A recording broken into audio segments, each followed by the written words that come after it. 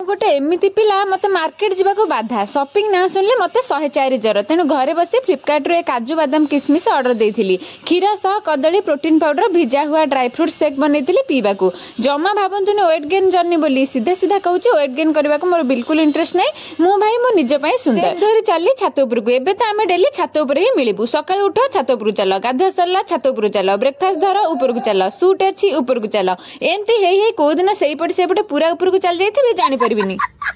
खाली 2 मिनट तलक आसी दीदी 2 लाख सब्सक्राइबर केक टा काटिदेलु हे देख पुणी उपरे जना ना मु जुआडे जाऊँगी गोटे गोटे बिले मत मिल जाऊँगी मु जानी गड से